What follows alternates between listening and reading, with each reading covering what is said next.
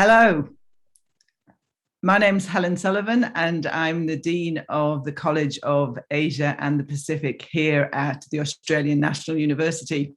And it's my very great pleasure to join you today to talk to you about what we have on offer for you here at the college, which is one of the world's leading centres for research and education in all aspects of Asia and the Pacific. So to begin, I would like to acknowledge that I'm coming from the lands of the Ngunnawal and Ngambri peoples here in Canberra, and I'd like to pay my respects to elders past and present, and also extend those respects to any Indigenous colleagues, potential students, parents, whoever joining us today. So to start then, what is it that we offer? The next slide gives you a snapshot of what we offer here at the college. In terms of undergraduate degrees, we have a number of extremely popular undergraduate degrees. You'll see there the three at the top: the Bachelor of International Security Studies, Asian Studies, and Pacific Studies. These are our core degrees. All of them can be taken as what we call a flexible double degree, which means they can be combined with another ANU bachelor degree to allow students to complete 2 degrees in a shorter time frame. This is a very popular option. We also offer a Bachelor of Asia Pacific Affairs and a Bachelor of Philosophy. The Bachelor of Asia Pacific Affairs is a dual award with Ritsumeikan University in Japan, and that's a degree that we've been running for a few years with huge success. And the Bachelor of Philosophy is a relatively new degree. It's a return to research, I should say, intensive degree that has honours embedded in it. And honours students can also take specializations in Asian and Pacific studies and international security studies. So there's a huge amount on offer for you as a potential undergraduate student.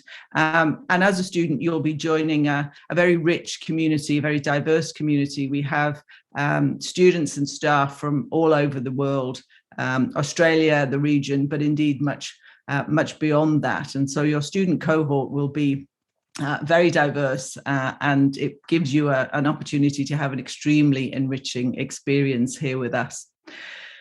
Those of you who are thinking already about postgraduate options, there's a lot of information about those on our website, but just briefly, we have a very wide range of options when you get to the postgraduate level, at certificates, diploma or master's degrees, in everything, again, from Asian Pacific studies right through to strategic studies, taking public policy, climate, resources, environment, national security in along the way. So whether you come to us as an undergraduate, stay with us as a postgraduate, we have a huge amount to offer.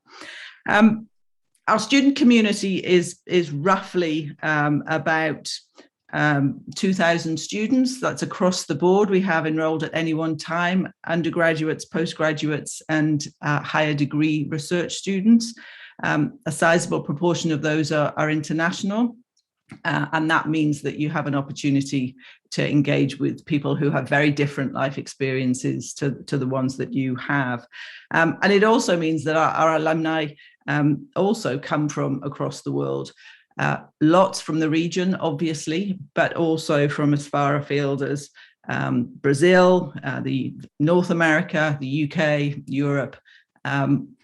Wherever we have places on the globe, we will have students and or alumni. The other thing that is really important about what we offer here at the college, and you can see on the next slide, is the range of languages that you can study, many of which you can only study with us here at the ANU, and you're not able, for various reasons, to study elsewhere, sometimes across the Southern Hemisphere. So if you're interested in learning one of our 16 languages, then this may well be the only place you can learn them. But that does mean that you have an extremely good experience and something that will stand you in very good stead as you go into your career. So just to give you a heads up of the kinds of languages we offer, Burmese, Cantonese, Hindi, Mongolian, Sanskrit, Thai, Vietnamese, Tok Pisin, and a number in between. We also offer our students, when the borders are open and when we get out of COVID, which of course we were all hoping for and indeed planning for on a daily basis, we have a huge number of exchange and mobility options for undergraduates, again, to a variety of places in the region, Vanuatu, Taiwan, Japan, Indonesia, China, Fiji, Thailand, Korea, Mongolia. Now, taking advantages of these exchange opportunities means that you get the opportunity to learn the language locally. It also means that you can go beyond language to do things like study archaeology in local field schools. We have a semester on exchange opportunity with over 200 partner institutions that you can choose from in over 80 countries. So there really is the opportunity to study abroad in many different ways. For people who are really keen, we offer a year in Asia, and that is a full cultural immersion for 12 months. This is our flagship mobility program that's been established for over 20 years, and it really gives you an opportunity to fully integrate yourself in a country of your choice, studying your target language. So a wide range of opportunities, both in terms of the content, but also in terms of the places and the spaces you might study in. As I say, prior to COVID, these were very popular options. Indeed, 98% of our undergraduate students incorporated some kind of international learning experience into their degree, and Japan is a particularly popular destination. We also offer a range of scholarships to students to enable them to support their study, and those can be anything from full scholarships for your whole study, or indeed scholarships that will cover particular activities, whether it be study abroad or a particular project. Now, what can you do with all of this? Well, a huge amount, really. Our students, our graduates, go on to a wide range of careers. Obviously, there are huge opportunities in government departments and agencies, and we have many graduates who are now working in the Department of Foreign Affairs and Trade, Defence, Border Force, Home Affairs, the Attorney General's Department, the Federal Police, ASIO, and many, many more. So obviously, government and government agencies are one option and an important option.